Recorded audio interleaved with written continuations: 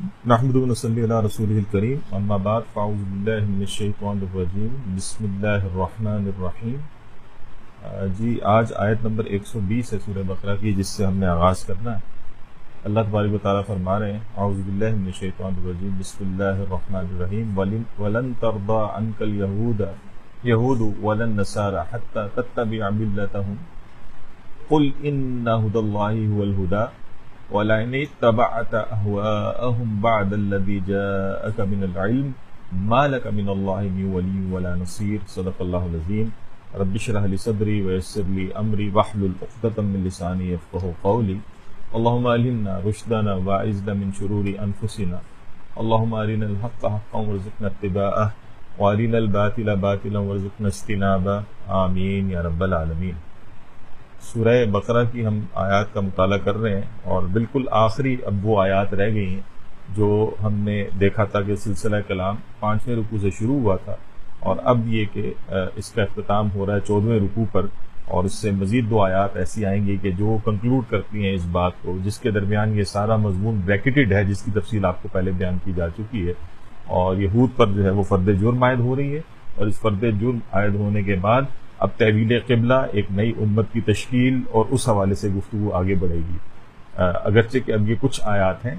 جو کہ ظاہر ہے اسی سلسلہ کلام سے تعلق رکھتی ہیں، جو کہ فرد جرم کے اعتبار سے ہمارے سامنے سابقہ امت مسلمہ کے اعتبار سے آتی ہے، تو آیت نمبر 120 کا شمار بھی اسی میں ہوتا ہے۔ ٹھیک ہے، اللہ تبارک و تعالیٰ فرماتے ہیں وَلَن تَرْضَىٰ عَنكَ الْيَهُودُ وَلَا النَّصَارَىٰ،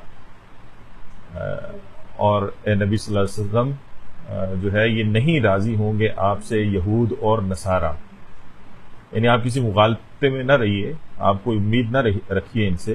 یہ راضی نہیں ہوں گے، نہ یہود راضی ہوں گے نہ نصارہ راضی ہوں گے۔ حتی تتبع ملتہم، یہاں تک کہ آپ ان کی پیروی، ان کی ملت کی پیروی نہ کر لیں، ٹھیک ہے، یعنی ان کی پیروی نہ شروع کرتے، اس سے پہلے یہ راضی ہونے والے نہیں ہیں۔ قل ان ھدی اللہ ھو الھدی، تو اے نبی صلی اللہ علیہ وسلم کہہ دیجئے کہ ہدایت تو بس اللہ کی ہدایت ہے، ٹھیک ہے، اور مزید کیا فرمایا وَلَئِنِ اتَّبَعْتَ أَهْوَاءَهُمْ بَعْدَ الَّذِي جَاءَكَ مِنَ الْعِلْمِ، اور اگر آپ نے بالفرض جو ہے وہ ان کی خواہشات کی پیروی کی بعد اس کے کہ آپ کے پاس جو ہے وہ العلم، یعنی یہ وحی اللہ کی جانب سے آ چکی ہے، مَا لَكَ مِنَ اللَّهِ مِن وَلِيٍّ وَلَا نَصِيرٍ، تو پھر اس صورت میں کیا ہوگا، یعنی جو آ گیا اس کے بعد اس اللہ کے مقابلے میں آپ کے لیے پھر کوئی مددگار ہوگا اور نہ ہی کوئی حمایتی۔ یہ بات ہے جو یہاں پر کی جا رہی ہے۔ اب ہم اس کی وضاحت کی طرف انشاءاللہ آتے ہیں۔ بیان قرآن میں ڈاکٹر صاحب اس کی وضاحت کرتے ہوئے تفصیل سے اس چیز کا ذکر کرتے ہیں کہ جو کہا وَلَن تَرْضَىٰ عَنكَ الْيَهُودُ وَلَا النَّصَارَىٰ حَتَّىٰ تَتَّبِعَ مِلَّتَهُمْ، اس اعتبار سے آپ کو بالکل کیٹیگوریکلی یہ بات جو ہے وہ بیان کی جا رہی ہے کہ آپ ان سے کوئی امیدیں وابستہ نہ رکھیں، ٹھیک ہے، امید منقطع ان سے کیجیے۔ اصل میں ہوتا یہ ہے کہ داعی اللہ، اور خاص طور پر جب ہم رسول اللہ صلی اللہ علیہ وسلم کو اٹھا کر دیکھتے ہیں تو ایک ظاہر ہے ایک نبی اور رسول سے زیادہ اپنی امت، اپنی قوم کے حوالے سے کوئی مخلص ہو ہی نہیں سکتا، ممکن بھی نہیں ہے، یہ ہونا ممکن بھی نہیں ہے، کیونکہ اس کے کچھ ایکسپیرینسز ایسے ہوتے ہیں کہ جو کسی دوسرے انسان کے نہیں ہوتے۔ مثال کے طور پر جو آگاہی اس کو اللہ تعالیٰ کی ہوتی ہے، ایک عام انسان کبھی بھی اس آگاہی کو حاصل نہیں کر سکتا۔ کیوں؟ کیونکہ اس پر تو ڈائریکٹ وحی ہوتی ہے اللہ تعالیٰ کی جانب سے، لہٰذا اس کے لیے تو وہ آپ سمجھے حق الیقین سے بھی آگے عین الیقین تک کی باتیں بھی ہو جاتی ہیں۔ جیسے رسول کے لیے عین الیقین کے اعتبار سے ہم دیکھیں تو معراج کی جو صورتحال ہمارے سامنے آتی ہے، حضرت موسیٰ علیہ السلام کے حوالے سے دیکھیں تو باقاعدہ جو ان کا کلام اللہ تعالیٰ کے ساتھ نظر آتا ہے، تو ایسی صورتیں جو ہوتی ہیں، تو اس اعتبار سے پھر جنت اور جہنم اور ان یعنی وہ جو ہمارے لیے متشابہات ہوتی ہیں چیزیں، وہ حقائق کے طور پر ان کی آنکھوں کے سامنے بھی آ چکی ہوتی ہیں، یعنی خاص طور پر رسول کے حوالے سے معراج میں تو ہم یہ دیکھ بھی چکے ہیں، پڑھ چکے ہیں، اس میں سیرت بھی جب ہم نے پڑھی تھی کہ کس طرح سے جو ہے رسول کو مشاہدہ بھی کروایا گیا، تو یہ ساری صورتحال ہوتی ہے۔ تو اب ہوتا یہ ہے کہ وہ بہت ہی مخلص ہوتے ہیں نا، ظاہر ہے اب تصور کیجئے کہ آج ہم میں سے مخلص ترین انسان بھی اگر وہ صدیقین کی صف کا کھڑا ہوا بندہ بھی ہوگا تو یقین کی کیفیت تو بہرحال اس کو بخوبی حاصل ہوگی، لیکن لیول تو بہرحال اس کا اس سے نیچے ہی ہوگا نا، جو کہ انبیاء کو جو شے حاصل ہوتی ہے۔ تو اس میں آپ ذرا اندازہ کیجئے کہ رسول اللہ صلی اللہ علیہ وسلم کا جو ہے وہ یعنی کتنا جو ہے وہ مخلصی کے ساتھ اس سارے کام کو وہ سر انجام دے رہے ہیں۔ اور اب اس کا ایک پرابلم ہوتا ہے، جب یہ حقائق اتنے زیادہ واضح ہوتے ہیں انسان کے سامنے، تو پھر انسان جو ہے وہ اس کی کوشش ہوتی ہے کہ وہ جو ہے وہ لوگوں کو جہنم سے بچانے کے لیے ویسی ایفرٹ کرے کہ جو کوئی اور نہیں کر سکتا شاید. ٹھیک ہے, یعنی رسول اللہ کی ایک حدیث بھی ملتی ہے جس میں وضاحت ہوتی ہے کہ میں یعنی انسانیت جو ہے گویا وہ جو ہے وہ جہنم کے گڑھے میں گرا چاہتی ہے اور میں جو ہے ان کو گویا ہاتھ سے کھینچ کر جو ہے وہ نکال رہا ہوں. یہ صورتحال. اب اس سے ہوتا یہ ہے کہ یہ اگر حد سے تجاوز کر جائے یہ صورتحال, ظاہر قوموں کے سامنے باتوں کو رکھا جا رہا ہے اور خاص طور پر اہل کتاب سے, تو پھر یہ ویسی ایکسپیکٹیشن بڑھ جاتی ہے کہ یہ تو پچھلی کتابوں کے ماننے والے ہیں تو یہ تو ضرور مانیں گے نا. مشرکین مکہ کو تو ایکسپیرینس نہیں ہے, مانے نہ مانے, لیکن یہ تو ضرور مانیں گے. تو اس کو جو ہے وہ یہاں پر جو ہے واضح کیا جا رہا ہے کہ آپ ان سے اپنی امیدوں کو منقطع کیجئے, کیونکہ یہ بہت زیادہ ہو جائے نا تو پھر جو ہے وہ مایوسی کا سبب بنتی ہے. انبیاء اور رسول کے لیے تو ظاہر مایوسی اس طرح کی نہیں ہوتی, لیکن یہ کہ بہرحال ایک عام انسان کے لیے تو یہ معاملہ بہت ہی زیادہ ہو سکتا ہے نا. تو اس میں ہمارے لیے یہ بھی رہنمائی.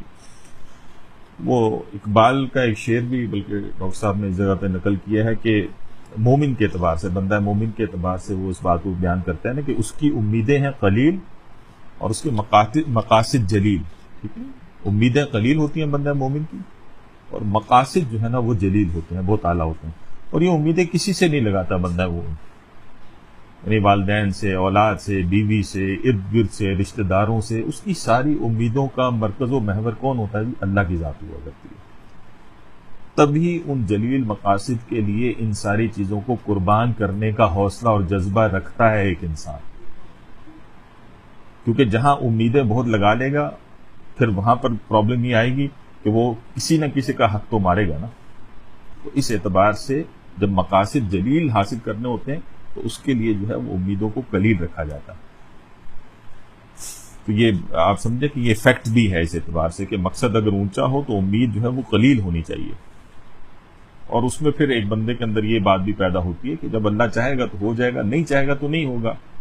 اب اس سے کیا فرق پڑتا ہے؟ یعنی بندہ جو ہے وہ اپنی حد تک اپنے کام کو سر انجام دینے کے لیے تو پوری ایفرٹ کرتا ہے, اس سے زیادہ دل میں اس کے کوئی خواہش پیدا نہیں ہوتی. ٹھیک ہے, یعنی اب اس سے زیادہ کی خواہشات کا نتیجہ جو ہے نا وہ پھر عجلت پسندی نکلتا ہے. ٹھیک ہے, یعنی انسان جو ہے شارٹ کٹس کی طرف آتا ہے, اس طرح کے جو ہے معاملات کرنے کی طرف جو ہے اس کی آنے کی صورتحال بنتی ہے. تو جب یہ ہوتا ہے نا تو منزل کو پہنچنے کی بجائے انسان منزل کھوٹی کر لیتا ہے. ٹھیک ہے, یہ اس کو ذہن میں رکھیں.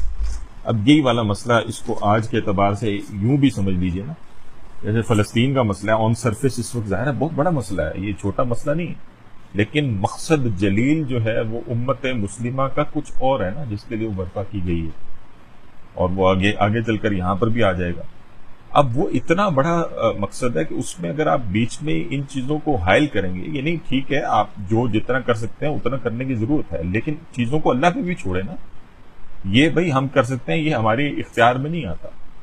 مطلب ایک فرد کے طور پر خاص طور پر اٹھا کر دیکھیں تو ہم کیا کر سکتے ہیں, اور اگر اس کی کاسٹ پر وہ اصل مقصد جو ہے وہ آپ کا جو ہے وہ ضائع ہو رہا ہے تو یہ پھر درست روش نہیں ہے. ٹھیک ہے, تو یہ چیز ہے کہ جس کو یہاں پر بہت واضح طور پر جو ہے وہ بیان کیا گیا ہے کہ آپ ان کی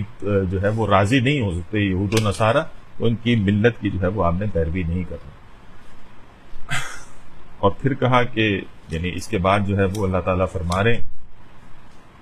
کہ قل ان ھدی اللہ ھو الھدی, کہ ہدایت تو وہی ہے جو بس اللہ, یعنی ہدایت تو بس اللہ ہی کی ہدایت ہے.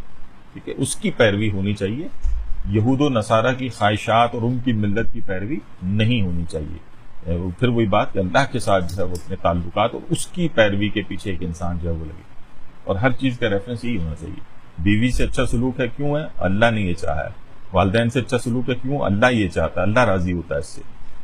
بیوی راضی ہوتی ہے یا نہیں ہوتی؟ اللہ راضی ہوتا ہے. ٹھیک ہے, والدین راضی ہوتے ہیں یا نہیں ہوتے؟ اللہ راضی ہوتا ہے, اور ہو جاتے ہیں. وہ ظاہر ہے وہ جب حقوق نہیں مارے گا تو بندہ مومن تو یہ چیزوں کو دیکھتے ہوئے کام کر رہا ہوتا ہے. لیکن یہ یاد رکھیے کہ جب وہ اللہ کی اطاعت کے اوپر آتا ہے تو پھر وہ اسی ہدایت کی پیروی, یعنی اب اس میں وضاحت ہے, ہدایت صرف اللہ کی ہے اور اللہ ہی کے ساتھ کھڑے ہو کر اس کی پیروی کی جائے گی. اور کہا وَلَئِنِ اتَّبَعْتَ أَهْوَاءَهُمْ, اور نبی صلی اللہ علیہ وسلم اگر آپ صلی اللہ علیہ وسلم نے ان کی خواہشات کی پیروی کی اس کے بعد تو پھر کیا ہوگا؟ یعنی آپ پر بعد الذی جاءک من العلم, یعنی العلم بھی آپ کے پاس آ گیا تو ما لک من اللہ من ولی ولا نصیر, تو آپ کے یعنی اللہ کے بالمقابل جو ہے وہ آپ سے ان کے لیے کوئی مددگار اور حمایتی نہیں ہوگا. یہ اصل میں یہ رسول اللہ صلی اللہ علیہ وسلم کو نہیں بتایا جا رہا. یہ بات جو کی جا رہی ہے نا، یہ بظاہر خطاب تو نظر آتا ہے کہ رسول اللہ صلی اللہ علیہ وسلم سے ہو رہا ہے، لیکن یہ خطاب اصل میں تنبیہ اور عتاب ہے کس پر؟ یہ یہود و نصارہ پر ہے. ٹھیک ہے، وہ سنایا ان کو جا رہا ہے. دیکھیں اللہ کے رسول کے لیے ممکن نہیں تھا کہ آپ صلی اللہ علیہ وسلم ان کی خواہشات کی پیروی کرتے. ظاہر ہے وہ ممکن سے مراد یہ کہ ان سارے عقائد سے آگاہ ہوتے ہوئے اور اللہ کا قرب اختیار کرتے ہوئے اور اللہ کے نبی اور رسول ہونے کی حیثیت میں ان سے یہ شے ممکن نہیں تھی. لیکن اب ان کو بتایا جا رہا ہے کہ بھائی یہ جن خواہشات کے پیچھے تم ان کو چلانا چاہتے ہو، یہ ان خواہشات کے پیچھے چلنے والے نہیں ہیں، اور جن خواہشات کی تم پیروی کر رہے ہو اور الہدا کو چھوڑ کر جن خواہشات کے پیروکار تم بنے ہوئے ہو، اس کا انجام جو ہے وہ اچھا ہونے والا نہیں ہے. اور اصل میں تم ہو کہ جن کا جو ہے وہ نہ تو کوئی مددگار ہوگا اور نہ کوئی حمایتی ہوگا. یہ سمجھ آ گئی؟ پوائنٹ سمجھ میں آ گئی؟ یہ بات سمجھ میں آ گئی؟ جی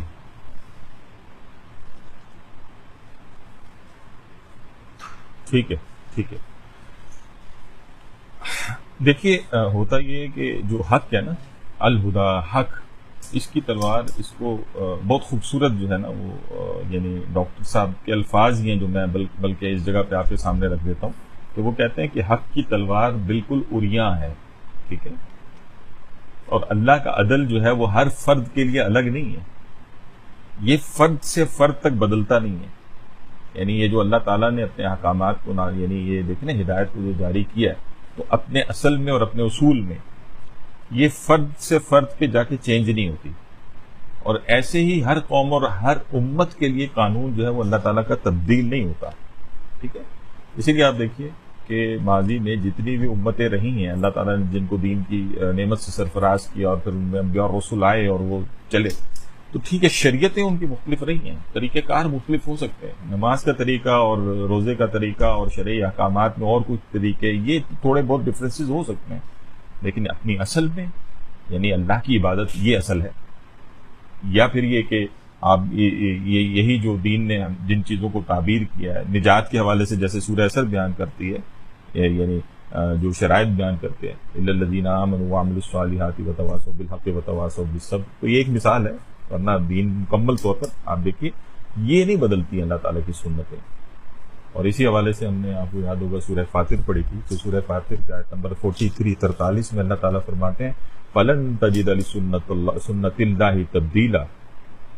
بس ہرگز جو ہے وہ اللہ کی جو سنت ہے وہ تبدیل ہونے والی نہیں ہے. وَلَن تَجِدَ لِسُنَّتِ اللَّهِ تَحْوِيلًا، اور نہ ہی وہ تحویل ہونے والی ہے، رخ پھیرنے والی ہے،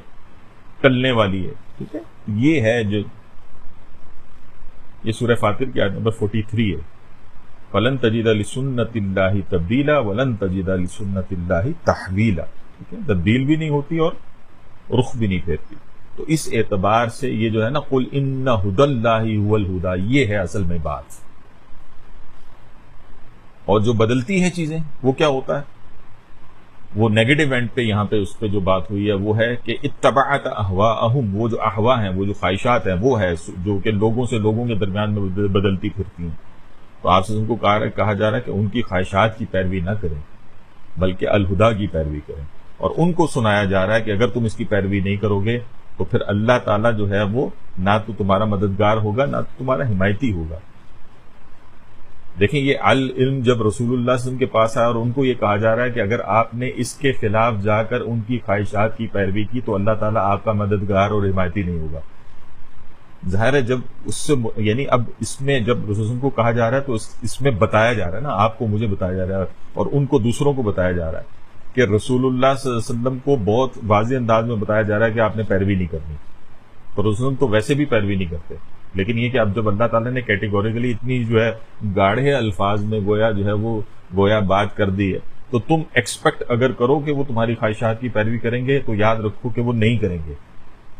ٹھیک ہے، اور اس کی وجہ بھی بیان کر دی کہ ایسی صورت میں نہ تو کوئی ان کا مددگار ہوگا نہ کوئی حمایتی ہوگا اللہ کے مقابلے میں. تو ایسا کریں گے کیوں اللہ کے رسول؟ وہ نہیں کریں گے. ٹھیک ہے، تو تم بھی نہ کرو، تم بھی خواہشات کی پیروی نہ کرو، بلکہ وہ جو الہدا ہے یعنی اب جو قرآن آیا ہے اس پر ایمان لاؤ، اور اس پر آپ نے آپ کو یعنی اب جو ہے وہ رسول اللہ صلی اللہ علیہ وسلم پر ایمان لاؤ، یہ اس قرآن پر ایمان لاؤ، اور یہ تمہارے اپنے صحیفوں کے اندر الہدا کی گائیڈنس جو ہوئی تھی وہ اسی طرح سے تھی نا، تو اس کو آگے بڑھاؤ.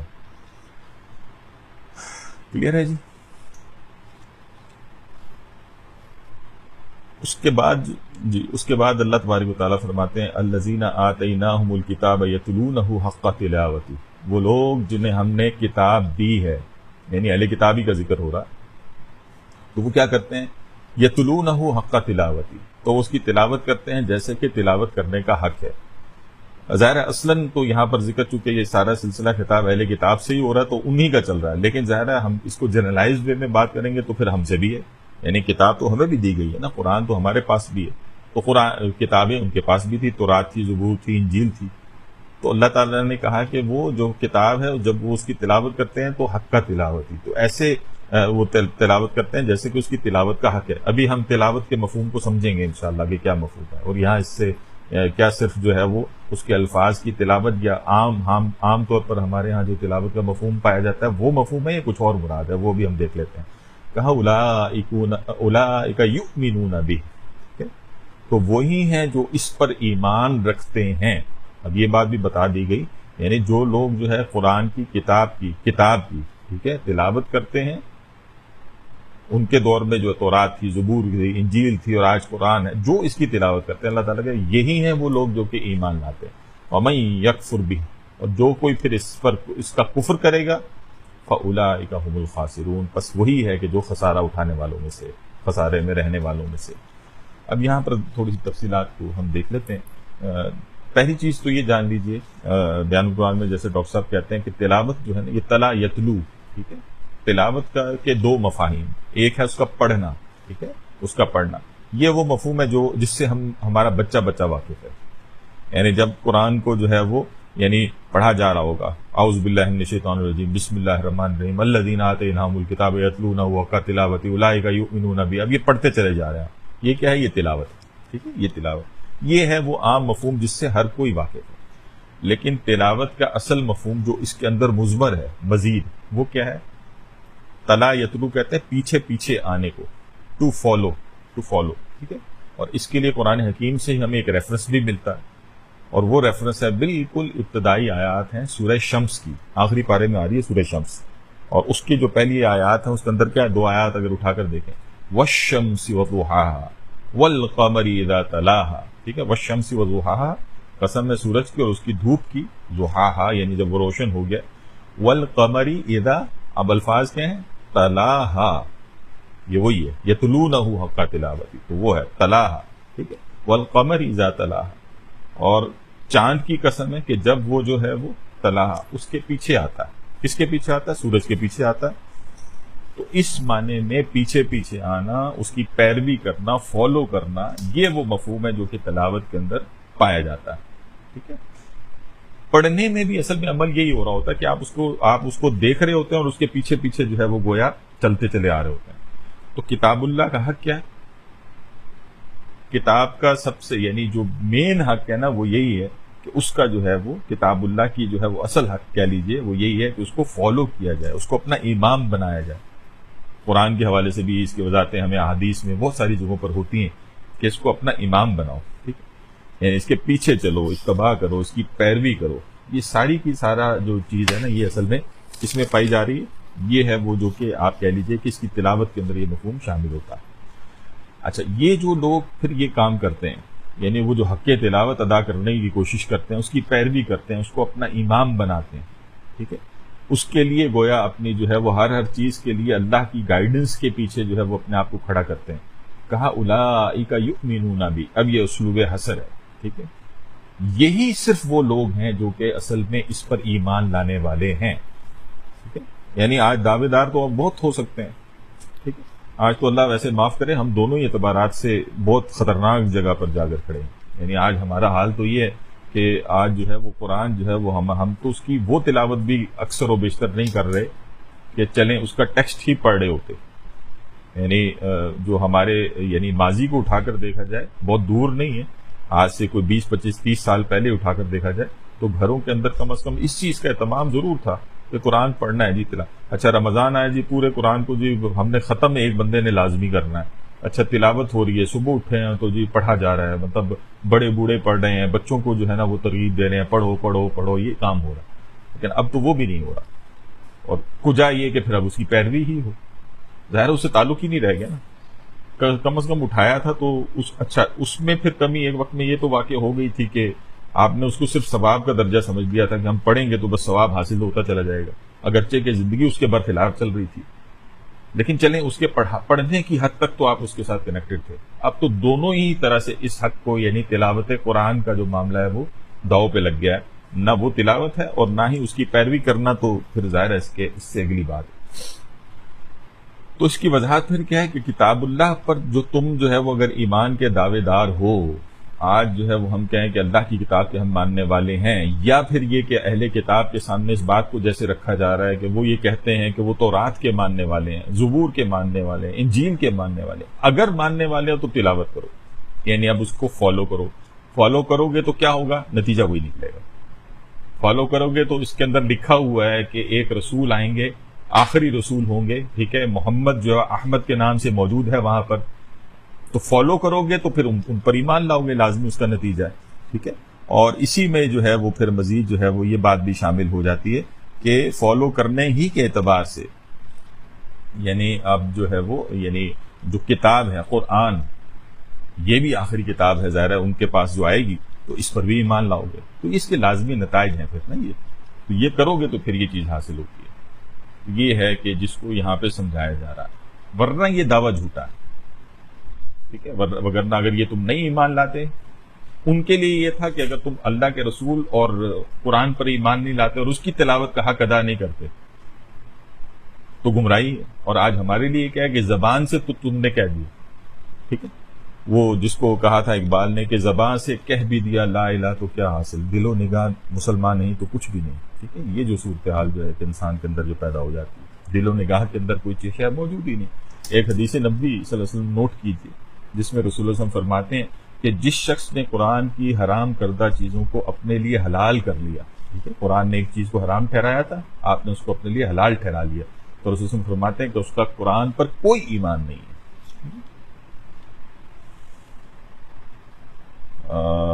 کہتے ہوئے ڈر رہا ہوں میں کہ لیکن ڈر اس سینس میں نہیں رہا، لیکن یہ کہ میں کوئی فتویٰ نہیں لگانا چاہ رہا، بس ہمیں اپنی ظاہر ہے مجھے بھی اصلاح کی ضرورت ہے، میں یہ نہیں کہہ رہا کہ میں کسی کو پن پوائنٹ نہیں کر رہا،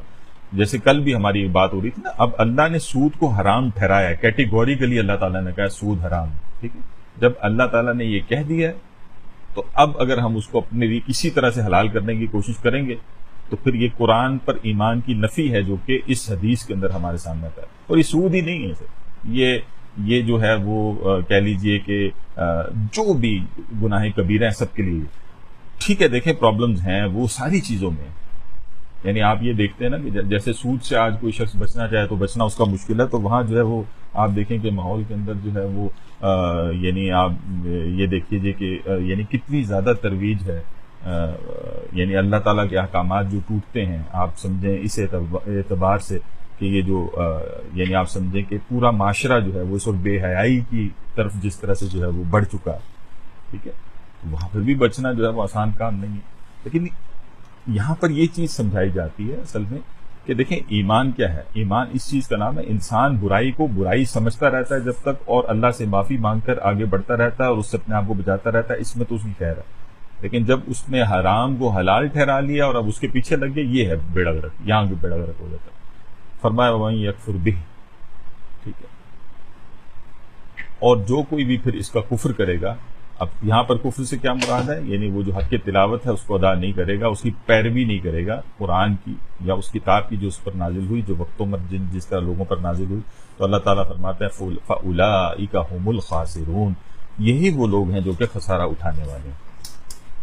لیکن اب وہ جو سورہ عصر میں کہا وَالْعَصْرِ إِنَّ الْإِنسَانَ لَفِي خُسْرٍ، تو کیٹیگوریکلی ایک بات بالکل اچھی طرح سمجھا دی گئی کہ جو شخص دنیا میں آیا وہ سب کے سب خسارے ہی میں آئے ہیں۔ اب اس خسارے سے نکلنے کا طریقہ یہی ہے کہ یتلون حق تلاوتی، یہ ہے جس کی بات ہے، اور اسی کو پڑھ کر پھر وہ اگلی بات بھی وہاں سے آپ کو مل جائے گی نا، الا الذین آمنوا وعملوا الصالحات وتواصوا بالحق وتواصوا بالصبر، یہ جو خسارہ ہے اس کا معاملہ اس کے ساتھ اس طرح سے جڑتا ہے۔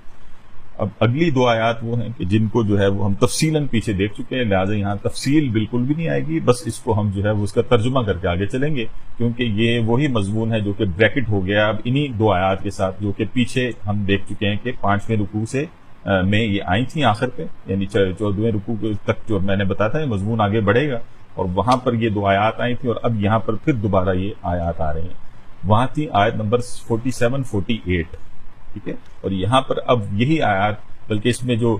47 ہے وہ تو 100% اس طرح سے ہے، جو کہ یہاں 122 میں آ رہی ہے، جبکہ وہاں جو یعنی 48 نمبر آیت تھی، اور یہاں پر جو اگلی آیت آ جائے گی پھر وہ 123 ہوگی، تو اس میں بس ہلکی سی ترتیب کا فرق ہے، باقی چیز یہی ہے، ٹھیک ہے۔ تو اب ہم اس کی ذرا اس کو دیکھ لیتے ہیں۔ اللہ تعالیٰ فرماتے ہیں یا بنی اسرائیل اذکروا نعمتی التی انعمت علیکم، اے بنی اسرائیل یاد کرو میری اس نعمت کو جو کہ میں نے تم پر کی تھی، انی فضلتکم علی العالمین، اور تمہیں تمام جہان والوں پر فضیلت ادا کی تھی، اور فرمایا واتقوا یوما لا تجزی نفس عن نفس شیئا، اور تقوی اختیار کرو، ڈرو اس دن سے کہ لا تجزی نفس عن نفس شیئا، جس دن کوئی جان کسی جان کے کچھ بھی کام نہیں آئے گی، ولا يقبل منها عدل، اور نہ ہی ان سے کوئی پھر فدیہ قبول کیا جائے گا، ولا تنفعها شفاعة ولا هم ينصرون، اور نہ ہی کوئی ان کو جو ہے کوئی سفارش، کوئی شفاعت، کوئی اور شے جو ہے اس سے مدد مل سکے گی۔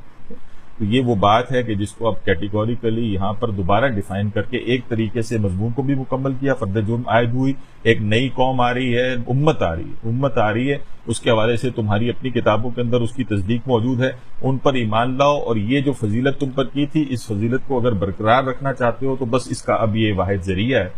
اگر اس ذریعے کو اختیار نہیں کرتے تو پھر جو ہے وہ ضربت علیہم الذلۃ والمسکنہ، اور وہ ساری تصاویر جو ہیں وہ، اور اسی فرد جرم کے اندر جتنی بھی تفاصیل وہ موجود ہیں، اس کا سب کا چسپا ہونا تمہارے لیے جو ہے وہ بالکل اسی طرح ہوگا۔ تو یہ ہے وہ مضمون جو کہ یہاں پر آپ کہہ لیجیے کہ بنی اسرائیل کے ساتھ ایک طویل کتاب ہے جو کہ یہاں پر مکمل ہو رہا ہے، اور اب آگے جو مضمون بڑھ رہا ہے، ٹھیک ہے، وہ آیت نمبر 124، اس کے اندر یہ جو اب مضمون آگے بڑھے گا وہ اب ایک جد امجد جو ان سب کے ہیں، یعنی بنی اسماعیل کے بھی اور بنی اسرائیل کے بھی، ٹھیک ہے، یہ جو بنی اسرائیل ہے اس کے سامنے بھی اس حقیقت کو رکھا جا رہا ہے کہ تم اگر جو ہے وہ ابو الانبیاء اور جد امجد جن کو تم کہتے ہو کہ وہ تمہارے بھی رسول ہیں، اور اگر کامنیلٹی کی بات کرو، اگر تم یہ بات کرو کہ ایک طرف محمد صلی اللہ علیہ وسلم کو ماننے سے تم انکار کر رہے ہو، تو یہ دیکھو کہ محمد صلی اللہ علیہ وسلم کا تعلق کس نسل سے ہے، تو تمہیں یہ پتہ چلے گا کہ محمد صلی اللہ علیہ وسلم بھی اصل میں تمہاری ہی نسل سے ہیں۔ کس اعتبار سے؟ ایسی بات ہے حضرت ابراہیم پر تو جا کر یہ جمع ہو جائیں گے نا سارا،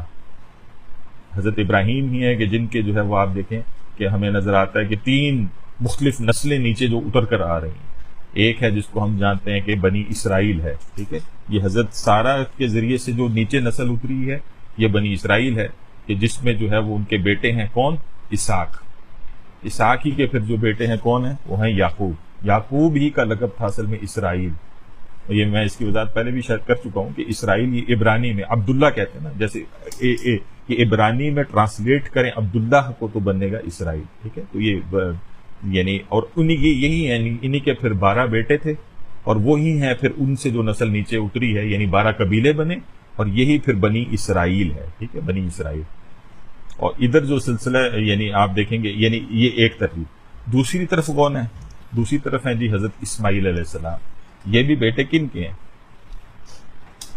یہ بھی بیٹے تمہاری اپنی نسل کے ہیں، حضرت ابراہیم ہی سے ان کا تعلق ہے، انہی کے بیٹے ہیں، بیوی فرق ہے، نسل تو وہی ہے، یعنی انہی سے آگے بڑھی ہے، ظاہر ہے باپ کی نسل جو ہے وہ تو باپ ہی سے آگے بڑھ رہی ہے نا، تو پھر کیا ہے؟ یہ حضرت ہاجرہ ہے اس طرف، اور انہی سے پھر حضرت اسماعیل علیہ السلام ہے، ٹھیک ہے، اور انہی نے جو ہے وہ یہ وہ ہیں کہ جنہوں نے پھر جو ہے وہ حضرت ابراہیم نے یعنی خود جو ہے خانہ کعبہ کے پاس، یعنی وادی غیر ذی زرعین جہاں کچھ اگتا بھی نہیں تھا، وہاں لا کر جو ہے وہ ان کو آباد کیا، اور یہاں سے نسل بنی اسماعیل کا آغاز جو ہے وہ ہمیں نظر آتا ہے۔ تو یہ 2 ہو گئی، اور ایک تیسری جو نسل ہے جس کے حوالے سے عام طور پر ہم اتنا آگاہ نہیں ہوتے، یا ہمارے علم میں بعض دفعہ ہوتی ہے لیکن سرفس پہ شاید نہ ہو، وہ ہے بنو قطورہ، قاف طا واو را ہا، ٹھیک ہے، یہ بھی بیوی ہیں، کن کی؟ اہلیہ ہیں کن کی؟ حضرت ابراہیم علیہ السلام کی، اور یہ کون ہے؟ یہ وہی ہیں کہ جن کی جو رہائش پذیر ہیں کدھر؟ مدین، یہ ان کا تعلق کہاں سے ہے؟ مدین سے، اور مدین میں کون ہے؟ حضرت شعیب علیہ السلام، تو شعیب علیہ السلام بھی یہ حضرت ابراہیم علیہ السلام ہی کی نسل سے، تو یہ ہمیں نظر آتا ہے اب ہم یہ دیکھ لیتے ہیں کہ وہ جو کانٹینیوڈ امت مسلمہ کے اعتبار سے آگے بات بڑھی ہے وہ سلسلہ کیسے آگے بڑھا ہے. اس میں آپ دیکھتے ہیں کہ وہ جو 12 بیٹے تھے حضرت جو بنی اسرائیل یعنی وہ جو نسل آگے بڑھی ہے وہ جو 12 قبیلے بنے حضرت یعقوب علیہ السلام, اسی سے سلسلہ نبوت وہ پھر آگے بڑھتا نظر آتا ہے. اور آپ دیکھیے کہ اسی میں پھر وہ جو حضرت یوسف علیہ السلام کون ہے, وہ حضرت یعقوب کے بیٹے ہیں. پھر اسی سے نیچے اتر کر آئے تو حضرت موسیٰ علیہ السلام ہے, پھر حضرت جو ہے وہ ہارون علیہ السلام ان کے بھائی ہیں وہ, اور پھر کون ہے اس سے نیچے اترے تو یحییٰ ہیں, عیسیٰ ہیں, یہ اب ان کی اولادوں میں سے آگے یہ ہے. اور بلکہ حقیقت حال تو یہ ہے کہ 1400 سال ایک ایسے گزرے ہیں کہ جس میں کوئی ایک لمحہ بھی ایسا نہیں گزرا جس میں بنی اسرائیل میں کوئی نبی یا کوئی رسول موجود نہ رہا ہو. یہ ہے وہ جس کو اللہ تعالیٰ نے جو ہے وہ ظاہر ہے یہاں پر اتنے واضح الفاظ میں کہا تھا, یا بنی اسرائیل اذکروا نعمتی التی انعمت علیکم وانی فضلتکم علی العالمین. یہ فضیلت تو ایسی تھی کہ یہ تو قیامت تک بہرحال ایک طرح سے دیکھا جائے تو اپنی اس اعتبار سے کہ جس طرح سے تاریخی اعتبار سے جیسے انبیاء اور رسول جو ہے وہ نازل ہوئے ہیں قوم میں, یہ تو بہت بڑی بات تھی نا.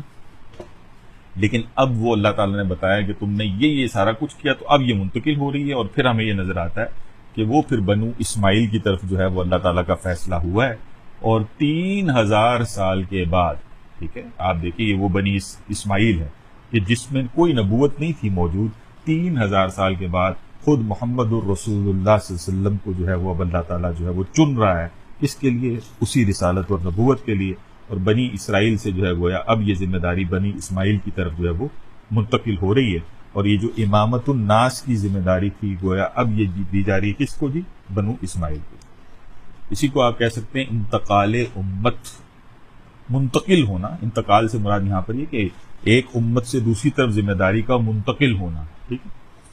تو بنی اسرائیل سے اب کیا کہا جا رہا ہے, بنی اسرائیل کو پہلے تو یہ بات سمجھائی جا رہی ہے کہ جن چیزوں سے تم چڑ کھائے بیٹھے ہو کہ تم جو ہے وہ نہیں مانتے کہ یہ تم محمد کو, تو اب سمجھایا جا رہا ہے کہ بھائی یہ مشترک چیز کو دیکھو. مشترک چیز یہ ہے کہ وہ تمہارے آباء و اجداد میں ابراہیم تھے جن سے تم اپنے آپ کو منسلک کرتے ہو, تو حضرت رسول اللہ صلی اللہ علیہ وسلم جن پر تم ایمان نہیں لا رہے وہ بھی تو اسی نسل سے ہیں. اور پھر ہم جانتے ہیں کہ حضرت ابراہیم علیہ السلام وہ ہیں کہ جن کے ذریعے سے اللہ تعالیٰ نے خانہ کعبہ کی بھی تعمیر کروائی تھی اور اس کو جو ہے وہ اہل توحید کا مرکز بنایا تھا. تو اب یہ جو رکوع آ رہے ہیں نا, یعنی 15ویں سے لے کر آپ کہہ لیجیے 18ویں رکوع تک, اب یہ اصل مضمون جو ہے یہاں پر تحویل قبلہ کا آئے گا, اور جس میں پہلے تو اس تاریخی ریفرنس کو اٹھا کر حضرت کمفرٹیبل ان کو بھی کیا جا رہا ہے کہ یہ تم ہی تھے کہ جن کی نسل میں یعنی ابراہیم علیہ السلام کے ذریعے ہی سے یہ سارا کام جو ہے وہ آگے بڑھا ہے. تو اب وہ ہے حضرت ابراہیم کے تعارف یا ان کے حوالے سے اب بات یہاں پر آئے گی. اس کو دیکھ لیتے ہیں. آیت نمبر 123 میں پھر اللہ تعالیٰ جو ہے وہ فرماتے ہیں وَإِذِ ابْتَلَىٰ إِبْرَاهِيمَ رَبُّهُ, اور یاد کرو کہ جب مبتلا کیا تھا ابراہیم کو اس کے رب نے. ٹھیک ہے, ابتلا آزمائش کو کہتے ہیں, اس آزمائش میں ڈالا تھا ابراہیم کو اس کے رب نے. وضاحتیں بھی آ جائیں گی. بِكَلِمَاتٍ, ٹھیک ہے, یعنی اس کے رب نے ان کو یعنی آزمایا بہت سے کلمات کے ذریعے سے, اور وہ کلمات کیا ہیں اس کی وضاحت میں ابھی کر دوں گا انشاءاللہ, وضاحت آ جائے گی. تو کیا ہوا, فَأَتَمَّهُنَّ, تو انہوں نے ان سب کو پورا کر دکھایا. وہ جو بھی کلمات تھے, وہ جو بھی آزمائش تھی, حضرت ابراہیم علیہ السلام کو اللہ تعالیٰ نے یہ توفیق دی اور انہوں نے ان آزمائشوں میں پورا اتر کر دکھایا. اور کہا پھر اللہ تعالیٰ نے قالا, یعنی اللہ تعالیٰ نے فرمایا انی جاعلک للناس اماما. ٹھیک ہے, یعنی جب وہ ان آزمائشوں سے گزر گئے پھر اللہ تعالیٰ فرماتے ہیں کہ ابراہیم اب میں تمہیں نوع انسانی کا امام بنانے والا ہوں. انی جاعلک للناس اماما, میں اب تمہیں نوع انسانی کا امام بنانے والا ہوں. قال ومن ذریتی, یہ ایک نیچرل کوشچن تھا جو کہ حضرت ابراہیم کی طرف سے آگے آتا ہے کہ بھئی میری ذریت کا کیا ہوگا, میری اولاد کا کیا ہوگا, کیا یہ جو فضیلت دی گئی ہے, یہ جو امامت دی گئی ہے, یہ مجھ تک محدود رہے گی یا یہ میری نسل میں, میری اولاد میں بھی منتقل ہوگی.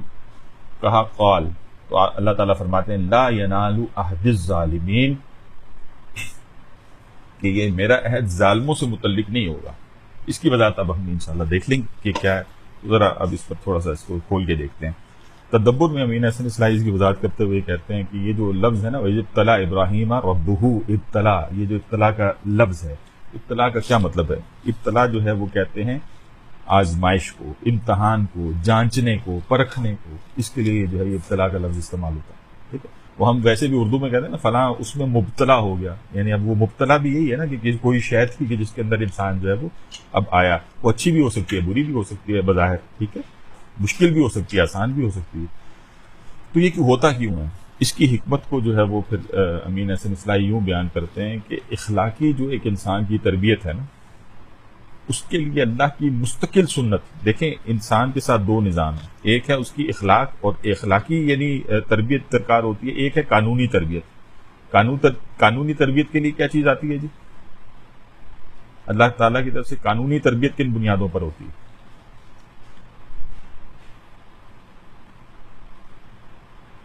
کوئی ہے ذہن میں؟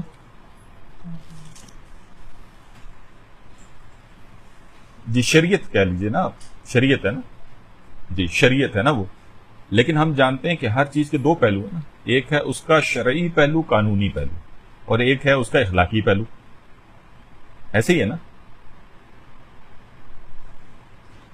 ہر چیز کے نا دو اثرات مرتب ہوتے ہیں نا. یہ بالکل ایسے ہی ہے کہ دیکھیں نا،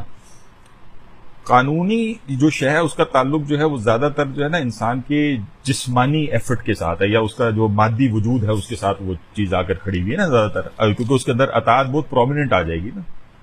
لیکن ہم جانتے ہیں کہ انسان جو ہے وہ نرا صاحب حیوان نہیں ہے، وہ صرف یہ مادی وجود کا مرکب نہیں ہے، بلکہ اس کے اندر ایک بہت بڑی حقیقت جس کو ہم نے پیچھے بڑی تفصیل کے ساتھ دیکھا، وہ کیا چیز موجود ہے جی؟ وہ جس کو کہا تھا جی، میں نے یہ سوال کیا کہ انسان جو ہے وہ صرف اور صرف یہ مادی وجود کا نام نہیں ہے، بلکہ اس کے اندر ایک اور بہت بڑی حقیقت شامل ہے، تب جا کر انسان مکمل بنتا ہے. وہ کیا ہے چیز ہے جی؟ سب بول رہے ہیں، مجھے نہیں سمجھ میں آ رہی. شعور نہیں ہے. شعور جو روح ہے، اس کو ذہن میں رکھیے گا. شعور جو ہے نا یہ جانوروں میں بھی ہوتا ہے، ٹھیک ہے،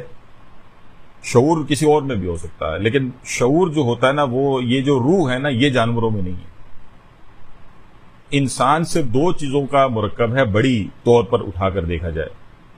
وہ پارٹ ہے، وہ شعور وغیرہ جب آپ اٹھا کر دیکھیں گے نا تو وہ اصل میں اس مادی وجود کے ساتھ اور ایک اس کے ساتھ ایک پارٹ بن جائے گا کہیں جا کے. لیکن جو اصل حقائق ہیں وہ دو چیزیں مشتمل ہے نا، ایک ہے روح اور دوسرا ہے بدن. ٹھیک ہے، اقبال نے کہا تھا نا کہ دنیا کو ہے پھر مار کا روح و بدن پیش. تو یہ ہے انسان کا جو اصل حقیقت کے اعتبار سے دیکھا جائے تو اللہ تعالیٰ نے ظاہر ہے جو احکامات نازل کیے ہیں، جو باتیں یہ شریعت کے طور پر بھی آئی ہیں، اور جو بھی اللہ تعالیٰ کے یعنی جو احکام یعنی ہم دیکھتے ہیں، تو یہ دو چیزوں کو گائیڈ کرتی ہیں. یہ گائیڈنس دو طرح سے ہے، ایک ہے اس کی بدنی اطاعت کے اعتبار سے جو شرعی احکامات ہیں، اور ایک ہے اس کا جو ہے روحانی پہلو، یا اسی کو زیادہ بہتر الفاظ میں آپ کہیں گے تو روح کی جو تسکین ہوگی وہ کس چیز سے ہوگی؟ ایمان سے، ایمانی پہلو. ٹھیک ہے، تو یہ اب ظاہر ہے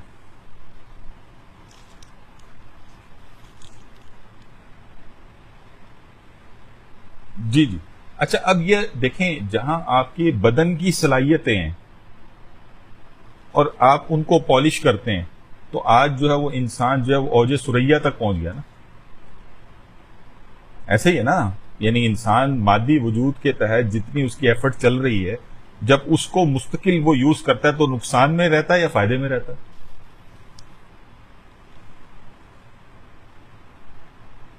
تو آپ کو یہ کیوں نہیں نظر آتا کہ یہ بھی تو آزمائش ہی تھی نا؟ یعنی اسی آزمائش سے گزرتا وہ وہاں تک گیا نا، آسانی کے ساتھ تو نہیں پہنچ گیا نا. ایکسپیریمنٹس کیے ہیں، بہت سارا کچھ کیا ہے، پھر دن رات ایک کی ہے. وہ جو ہمیں بچپن میں بتایا جاتا تھا کہ قائد اعظم کیا کہتے تھے جی، راتوں کو بھی جاگتے تھے اور کہتے تھے کام کام اور صرف کام. تو ٹھیک ہے، تو یہ سارا کچھ کر کے آج، لیکن میں نے جیسے بتایا کہ انسان جو ہے وہ صرف یعنی اس کی اصل حقیقت جو ہے اس کا روحانی وجود ہے، جس کو جب اللہ نے اس کے اندر منتقل کیا تھا تو کہا تھا کہ جب میں اس میں اپنی روح میں سے پھونکوں تو کیا کرنا؟ فَقُعُوا لَهُ سَاجِدِينَ، تو سجدے میں گر جانا. تو آپ ایک چیز کو تو آزمائشوں میں مبتلا کر کے یہ سمجھتے ہیں کہ اس میں بہتری آتی ہے، اور اس کے لیے آپ نے دن رات ایک کیا ہوا ہے. آج ہر شخص جو ہے وہ اس مادی وجود کی تسکین کے لیے وہ ٹیسٹ برڈز کو، مطلب بھائی دال نہیں کھانے کا دل چاہ رہا، مرغی کھانے کا دل چاہتا ہے، تو مرغی کھانے کے لیے، گوشت کھانے کے لیے زیادہ پیسے کمانے پڑتے ہیں، چلو جی اس کے لیے زیادہ ایفرٹ کرو. ٹھیک ہے، اس کے لیے تو ایفرٹ ہے، لیکن ایک انسان کا جو روحانی وجود ہے اس کی بھی تو کوئی صلاحیتیں ہوں گی نا. اس کے لیے پھر ایک پورا اخلاقی نظام ہے، اس کی ایک پوری تربیت ہے، اور وہ جو روحانی تربیت ہے، اور اس سے کیا ملتا ہے. یہاں سے تو آپ دیکھیں وہ آپ نے دنیا میں ایک ترقی حاصل کر دی نا، اور ادھر سے کیا ہوگا؟ وہاں سے آپ اللہ تعالیٰ کو پالیں گے. روح اللہ سے آشنا ہے، اس کو ذہن میں یاد رکھیے. روح اللہ کو خوب پہچانتی ہے. تو جتنی جتنی روحانی تطہیر آپ کی ہوتی چلی جائے گی، گویا آپ اللہ کے قریب ہوتے چلے جائیں گے. لہذا ہم دیکھتے ہیں کہ جب روح کو مضبوط کرنے کے لیے آگے بڑھا جاتا ہے تو مادی تقاضوں کو پرائورٹی میں کہاں رکھا جاتا ہے جی؟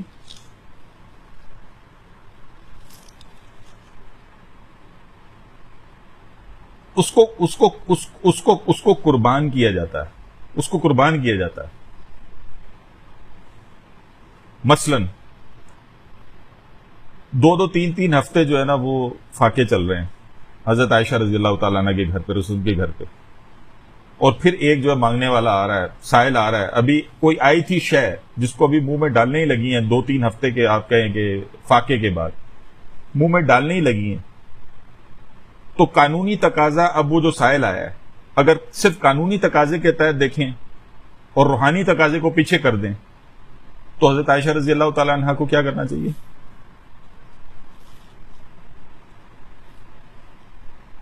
بھائی اپنی جان بچانا فرض ہے نا، ان کو کھا لینا چاہیے نا، ایسے ہی ہے نا. لیکن انہوں نے نہیں کھایا اور اپنے منہ کا نوالا وہ حوالے کر دیا اس کے. یہ کیا چیز تھی؟ یہ ہے وہ اخلاقی تربیت، یہ ہے وہ چیز جس کو اللہ تعالیٰ جو ہے وہ نرم سخت سے، سرد گرم سے، خشکن اور رنج سے اور ان چیزوں سے گزارتے ہوئے انسان اپنی روحانی صلاحیتوں کو جب اس کو پڑھاتا ہے اور چڑھاتا ہے اور اللہ سے قریب ہوتا ہے تو تب ہم یہ کہتے ہیں کہ وہ اللہ کا مقبول انسان بنتا ہے. یہ ہے وہ آزمائش اور ابتلا کا فلسفہ جس کو اگر آپ ذہن میں رکھیں گے تو بات سمجھ میں آئے گی. یہ چونکہ ہماری روحیں تو قبرستان بن چکی ہیں ہمارے جسم کا، جس کو ہم نے موٹا اتنا کر لیا کہ روح کا ہماری روح کی بھوک ہی نہیں ہے نا، سمجھے آپ ایک طرح سے. اس پہ تو ہم نے وہ ردے چڑھا دیے ہیں مادی چیزوں کے، اور اس اعتبار سے وہ تو ہمیں یاد ہی نہیں آتا. لیکن حضرت ابراہیم بھی تھے جن کے حوالے سے یہاں پر بات ہو رہی ہے، اور جن کے حوالے سے پھر ہر ایک کو جو ہے وہ اس کی ہدایت کے لیے یہ بات اب ہمارے سامنے رکھی جا رہی ہے. اور وہ کیا ہے؟ یعنی وہ بھی انہی دو وجود کے حامل انسان تھے نا. تو کہا وَإِذِ ابْتَلَىٰ إِبْرَاهِيمَ رَبُّهُ بِكَلِمَاتٍ فَأَتَمَّهُنَّ. اللہ نے جب بھی انہیں ان معاملات میں آزمایا تو کیا کیا انہوں نے؟ اب کلمات کیا ہے؟ کلمات سے مراد ہے اللہ کے وہ احکام، اللہ کے وہ احکامات جو حضرت ابراہیم علیہ السلام کی یعنی ان کو جانچنے کے لیے اللہ تعالیٰ نے جو ہے وہ ان کے سامنے رکھے، اور انہوں نے اپنے روحانی طاقت کو اتنا مضبوط کیا اور اس صلاحیت کو اتنا زیادہ بہتر کیا کہ اس اخلاقی تربیت جو اللہ کی مستقل سنت ہے اس میں پڑھ کر گویا انہوں نے وہ کر دکھایا جو کہ عام طور پر بالکل ممکن نظر ہی نہیں آتا. ٹھیک ہے، یعنی اس میں وہ سب کچھ شامل ہے. یعنی چیدہ بات کر لیں، ویسے تو اور بھی بہت ساری ڈیٹیلز ہیں، لیکن چلیں اگر موٹی باتیں کر لیں تو کیا وہ جو تمام قوم جو ہے وہ بتوں کو جو ہے اس کو پرستش کر رہی ہے اور آتش پرست ہے، والد صاحب اور سارا کچھ ہے، تو وہ کیا کر رہے ہیں؟ وہ کلہاڑا لے کے انہی معبودان باطل کو توڑتے نظر آ رہے ہیں. اب ان کا حمایتی یعنی دنیا میں نظر نہیں آ رہا کوئی ان کو، وہ تو صرف ایک اللہ ہی ہے جو ان کے حمایتی کے طور پر ان کے ذہن میں، لیکن اس کو پاش کر رہے ہیں.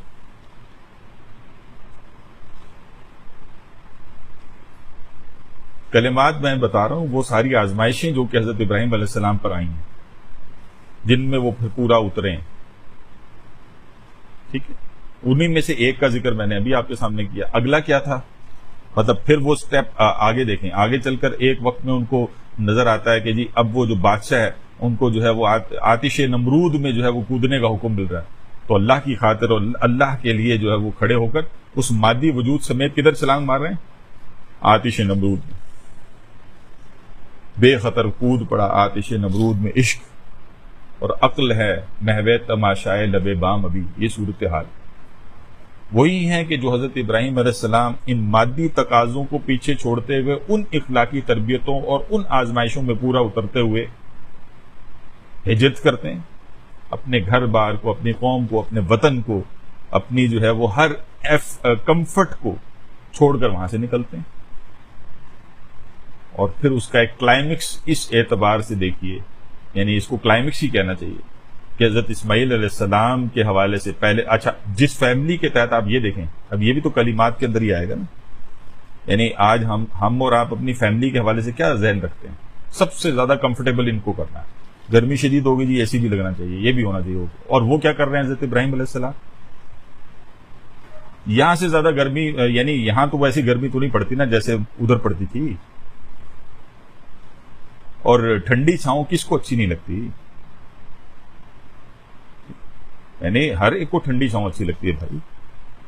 لیکن حضرت ابراہیم علیہ السلام جب اللہ تعالیٰ کی آزمائش سامنے آ رہی ہے تو اس کے تحت اپنی اس فیملی کو جس سے وہ بہت محبت کرتے ہیں کدھر چھوڑ کر آ رہے ہیں؟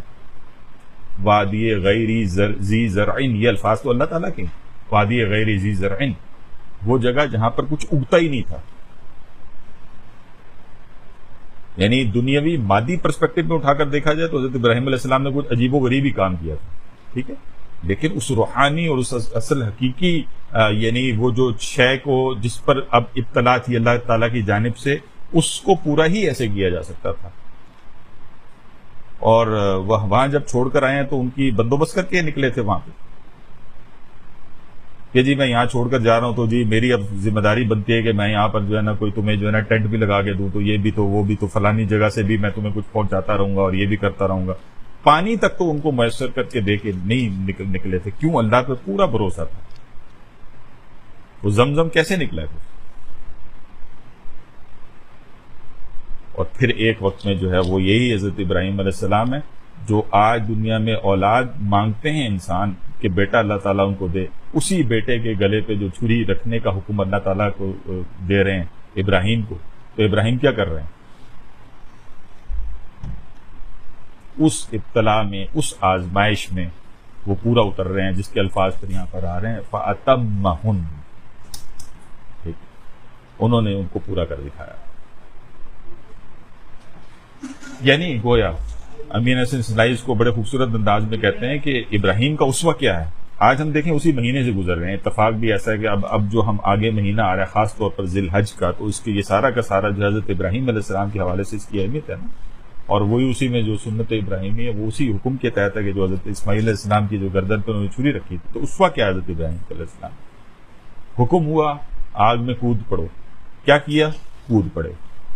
حکم ہوا وطن کو چھوڑ دو، نہیں دیکھا کہ اس سے آگے کیا ہوگا پیچھے کیا ہوگا، چھوڑ دیا. حکم ہوا بیٹے کی گردن پر چھری چلاؤ، کوئی تعویلات کریٹ نہیں کی، کچھ نہیں کیا. کیا کیا؟ چلا دی چھری. چلا دی تھی انہوں نے چھری، وہ تو پھر اللہ تعالیٰ نے اس کی تدبیر فرق کی نا، وہ خود تو چلا دی تھی انہوں نے. دیکھیں جب یہ سارا کچھ ہوا اور جو ایسا کرتا ہے تو اللہ تعالیٰ اس کی تکریم کیسے کرتا ہے. اس سے سمجھیے اس بات کو کہ یہ جو ابتلا ہوتی ہے خاص طور پر روحانی طور پر، جب ایک انسان کی ابتلا کے اعتبار سے اور اس کے اندر جو ایک انسان جب آگے بڑھتا ہے تو اس کا نتیجہ کتنا خوبصورت ہوتا ہے. اللہ تعالیٰ فرماتے ہیں کہ جب اس نے یہ سارا کچھ پورا کر دیا، قال انی جاعلک للناس اماما، کہ اب میں تمہیں تمام نوع انسانی کا امام بنانے والا ہوں. رسول اللہ صلی اللہ علیہ وسلم کی زندگی کا بھی آپ کو سبق یہی ملے گا. ابتلا ہے، آزمائشیں ہیں، مکی دور ہے، ہم سارا کچھ پڑھ چکے، کس طرح سے رسول کے اوپر کیا تکالیف ہیں، ہجرتیں ہوئیں، سارا کچھ ہوا. سارا کچھ آپ دیکھیں گے جو ابراہیم علیہ السلام پر ہوا رسول پر بھی کچھ اس سے مختلف نہیں ہوا. اور جہاں ان کا معاملہ ہوا تو تمام انسانیت کے لیے جو ہے ان کو امام بنا کر بھیجا گیا. اور اس کے بعد خود رسول اللہ صلی اللہ علیہ وسلم کا معاملہ ہوا تو پھر جب وہ بھی ساری آزمائشوں میں وہ پورے اترے ہیں تو کیا اللہ تعالیٰ نے کہا وَمَا أَرْسَلْنَاكَ إِلَّا رَحْمَةً لِّلْعَالَمِينَ، تمام جہان والوں کے لیے جو ہے یہ وہ جگہ ہے جس کو اچیو کرنے کے لیے ایسے چلا جاتا ہے. یعنی آج اگر ہم جو ہے وہ سوچیں کہ ہم نے جو ہے ابراہیم کا اسوہ زندہ کرنا علیہ السلام، آج تو ہم بس وہ رہ گئی رسم ازار ہوئے، بلالی نہ رہی، فلسفہ رہ گیا، تلقین غزالی نہ رہی، ہمیں کیا پتا، ہم تو وہاں سے کوئی اچھے بکرے دیکھ رہے ہوتے ہیں آگے جو عید آ رہی ہے کہ جی اپنے بچوں کو اچھا سا گوشت کھلا دیں۔ قربانی، اصل تو میسج تھا قربانی۔ یہ جتنی بھی تعبیرات ہیں حضرت ابراہیم علیہ السلام کے حوالے سے، یہ ساری دنیا کی قربانی کے ساتھ کھڑی ہو کر جو ہے وہ اس انجام تک لے کر آئیں گے نا۔ اور پھر اللہ تعالیٰ نے ان کو سرفراز فرمایا کہ تمام انی جاعلک للناس اماما۔ اس میں دو وعدے ہیں جو کہ اللہ تعالیٰ نے کی ہیں۔ نمبر ایک یہ ہے کہ حضرت ابراہیم علیہ السلام ہی ہیں کہ جن کی نسل سے وہ عظیم قومیں پیدا ہوں گی۔ قال انی جاعلک للناس اماما، یعنی اب یہ جو عظیم آگے جو قومیں پیدا ہوں گی وہ حضرت ابراہیم علیہ السلام کی نسل سے ہی ہوں گی۔ یہ وہ وعدہ ہے۔ جب انہوں نے اللہ سے وہ وعدہ پورا کیا تو اللہ تعالیٰ نے ایک انعام ان کو یہ دیا، اور اسی میں پھر دوسرا وعدہ بھی شامل ہے، اور وہ کیا ہے کہ حضرت ابراہیم علیہ السلام ان تمام کے امام ہوں گے، پیشوا ہوں گے۔ اب آپ ذرا فیل کیجئے نا کہ یہ کتنی بڑی کامیابی ہے جو کہ ایک انسان کو حاصل ہوئی، ٹھیک ہے۔ اور پھر اس پر وہ ایک نیچرل وہ جو کیفیت ایک انسان کے اندر جو پیدا ہوتی ہے کہ اپنی اولاد کے لیے بھی جب انسان جو ہے وہ سوچتا ہے تو کہا وقال ومن ذریتی، بھائی میری اولاد کا کیا بنے گا، میرے بچوں کا کیا بنے گا، تو اس کا اللہ تعالیٰ نے بالکل واضح اپنی سنت کو وہاں پر بھی بیان کر دیا۔ قال لا ینال عہد الظالمین، ظالموں سے میرا عہد نہیں۔ یعنی اگر ہم اس دور کے اعتبار سے اٹھا کر دیکھیں تو جس میں یہ قرآن نازل ہو رہا ہے، مشرکین مکہ سے یہ میرا عہد نہیں ہے۔ مشرکین مکہ اپنے آپ کو کس طرف جوڑ رہے ہیں؟ حضرت ابراہیم علیہ السلام کی طرف۔ یہی ہے کہ دوسری طرف جو جوڑتے ہیں وہ بھی تو جوڑتے ہیں نا، یہود و نصارہ بھی اپنے آپ کو جو ہے وہ جوڑتے ہیں کس طرف؟ ابراہیم کی طرف، لیکن ابراہیم کی سنت کو چھوڑ دیا ہے۔ اس کا نتیجہ کیا ہے کہ اس وعدے کا اطلاق ان پر نہیں ہوتا، اس کا اطلاق صرف ان پر ہوگا جو کہ اصل میں حضرت ابراہیم کے پیروکار ہیں۔ جس طرح وہ صراط مستقیم پر چلے ہیں ویسے وہ چلتے ہیں، جیسے انہوں نے قربانی کی عظیم ترین مثالیں قائم کی ہیں تو وہ بھی کوشش کرتے ہیں کہ وہ، اسی لیے دیکھیں صحابہ کرام کی ساری کوششیں کیا تھی، وہ مختلف نہیں نظر آئیں گی جو کہ حضرت ابراہیم علیہ السلام کی۔ ہاں آپ یہ دیکھیں گے کہ ظاہر ہے بڑی چھوٹی ہوں گی، وہ ہیں، لیکن نوعیت ایک ہی رہے گی، نوعیت ایک ہی رہے گی۔ تو یہ ہے وہ چیز جس کو یہاں پہ سمجھ لینا چاہیے۔ اور یہ دوسری بات جو اس میں مزید سمجھنے کی ہے کہ اللہ تعالیٰ نے یہ جو کہا نا قال لا ینال عہد الظالمین، اور پوچھا کس کے متعلق تھا؟ ذریت کے متعلق، تو اس سے اس چیز کی بھی نفی ہوتی ہے کہ نسل کا ہونا، ایک ہی نسل سے ہونا، اس کا کامیابی سے کوئی تعلق نہیں ہے۔ اللہ تعالیٰ نے انہی کی ذریت میں سے ہوتے ہوئے یہ کہا کہ میرا ظالم، جو تمہاری ذریت میں سے ظالم ہوں گے ان سے میرا عہد نہیں ہے۔ آج جیسے کہ لوگوں کو غلط فہمی لاکھ ہو جاتی ہے، ہم سید ہیں جی تو ہم تو بخشے بخشا ہے، نہیں، سید ہونا بخشے بخشایا ہونے کی کوئی گارنٹی نہیں ہے۔ اللہ تعالیٰ کہتا ہے میرا عہد ظالموں سے متعلق نہیں ہوگا۔ اور سب سے بڑا ظلم تو بہرحال وہی ہے جس کو سورہ لقمان کے اندر بھی اللہ نے کہا ان الشرک ظلم عظیم، شرک ہی سب سے بڑا ظلم ہے۔ تو بہرحال یہ ہے وہ چیز جس کو یہاں اس آیت کے اندر یعنی آپ بخوبی سمجھ سکتے ہیں، اور بہت بڑا اسوہ ہے جو کہ حضرت ابراہیم علیہ السلام کا جو ہمارے سامنے اس آیت کے ذریعے سے آ رہا ہے۔ پھر فرمایا وَإِجْعَلْنَا الْبَيْتَ مَثَابَةً لِلنَّاسِ وَأَمْنًا، اور یاد کرو کہ جب ہم نے بیت اللہ کو، گھر کو، یعنی وہ بیت سے مراد یہاں پر گھر یعنی بیت اللہ کو قرار دیا، للناسی لوگوں کے لیے،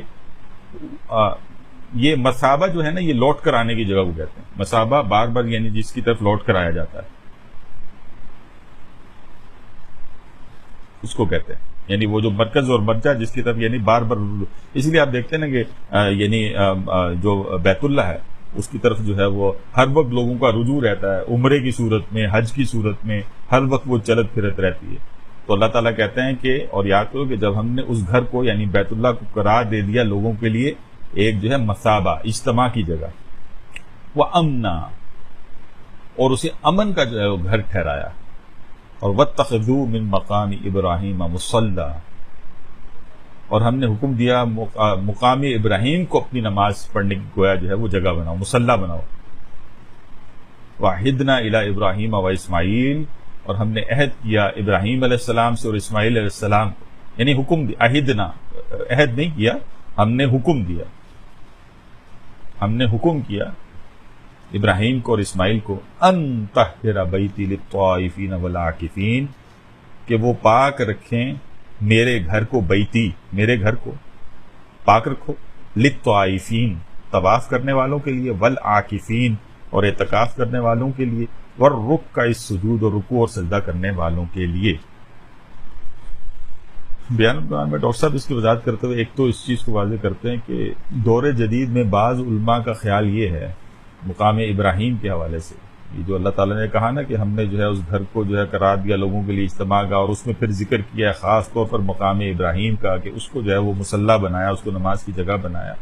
تو دور جدید کے بعض علماء کی طرف بات کرتے ہوئے ڈاکٹر صاحب جو ہے وہ یہ کہتے ہیں کہ وہ یہ سمجھتے ہیں کہ جی یہ مقام ابراہیم سے مراد کوئی خاص پتھر نہیں ہے۔ ہم جانتے ہیں ویسے مقام ابراہیم ایک خاص پتھر کا نام ہے نا، لیکن ان کا خیال یہ ہے کہ خاص پتھر نہیں ہے، بلکہ وہ پوری جگہ ہی ہے جس کو آپ مقام ابراہیم کہہ سکتے ہیں، جہاں وہ آباد ہوئے تھے، یعنی حضرت ابراہیم علیہ السلام، ٹھیک ہے۔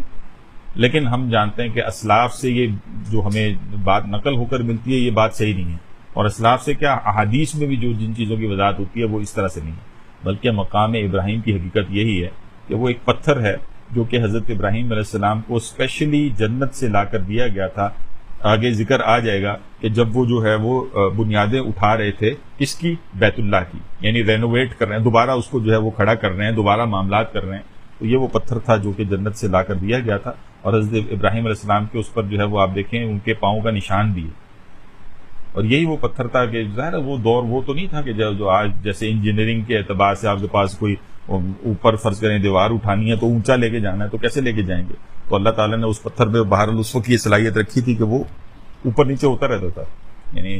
آپ نے جو ہے وہ تھوڑا سا مطلب 20 فٹ پہ جا کے مثال دے رہا ہوں کہ کام کرنا ہے تو وہ پتھر ہی اونچا ہو جائے گا، اور حضرت ابراہیم اس پر کھڑے ہوئے جو ہے وہ گویا اس کو دیوار برابر کر رہے ہوں گے یا بنا رہے ہوں گے، یہ ساری چیزیں، اور یہی وہ مقام ابراہیم ہے جس کے متعلق جو ہے وہ پھر ہمیں ملتا بھی ہے کہ بیت اللہ کا جب آپ طواف کو مکمل کر لیتے ہیں نا تو اس کے قریب جو ہے پھر 2 رکعت جا کر نماز ادا کی جاتی ہے، تو یہ وہ مصلی بنانے والی کیفیت جو ہے وہ یہاں اس کا ذکر یہاں پر ہو جاتا ہے۔ دوسری بات جو یہاں پر واضح ہوتی ہے وہ یہ ہے کہ وَعِدْنَا إِلَىٰ إِبْرَاهِيمَ إِسْمَاعِيلَ أَن طَهِّرَ بَيْتِي، کہ وہ جو ہے وہ کہا تھا، ہم نے حکم دیا تھا ابراہیم اور اسماعیل کو کہ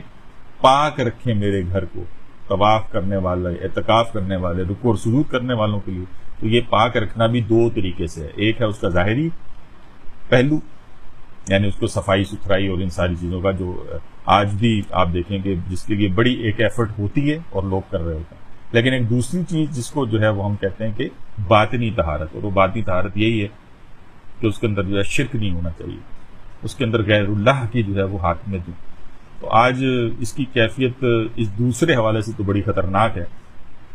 یعنی بیت اللہ میں بھی جا کر جو ہے وہ لوگ ٹھیک ہے وہ طواف بھی کر رہے ہیں، سب کچھ ہے، لیکن وہ جو ایک مادی اعتبار سے جو ان کا غلبہ حب دنیا ان کے اندر جس طرح پایا جاتا ہے، اگر وہ اسی طرح موجود اور برقرار رہتا ہے، اور آج کے شرک ظاہر شرک بدل جاتے ہیں نا، اس وقت کا شرک یہ تھا کہ سامنے 360 بت جو ہے وہ نصب کیے ہوئے ہیں بیت اللہ کے اندر،